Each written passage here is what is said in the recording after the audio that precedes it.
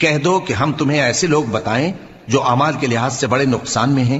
یہ وہ لوگ ہیں جن کی دوڑ دھوپ دنیا کی زندگی میں برباد ہو گئی اور وہ یہ سمجھے ہوئے ہیں کہ وہ اچھے کام کر رہے ہیں۔ یہ وہ لوگ ہیں جنہوں نے اپنے پروردگار کی آیتوں کو نہ مانا اور اس کے سامنے جانے سے انکار کیا، تو ان کے اعمال ضائع ہو گئے، سو ہم قیامت کے دن ان کے لیے کچھ بھی وزن قائم نہیں کریں گے۔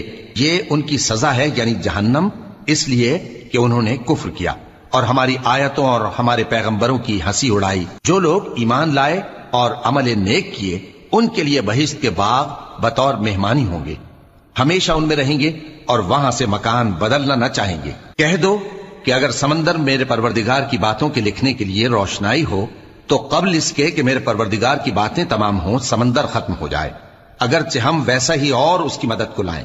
کہہ دو کہ میں تمہاری طرح کا ایک بشر ہوں، البتہ میری طرف وہی آتی ہے کہ تمہارا معبود وہی ایک معبود ہے، تو جو شخص اپنے پروردگار سے ملنے کی امید رکھے چاہیے کہ عمل نیک کرے اور اپنے پروردگار کی عبادت میں کسی کو شریک نہ بنائے۔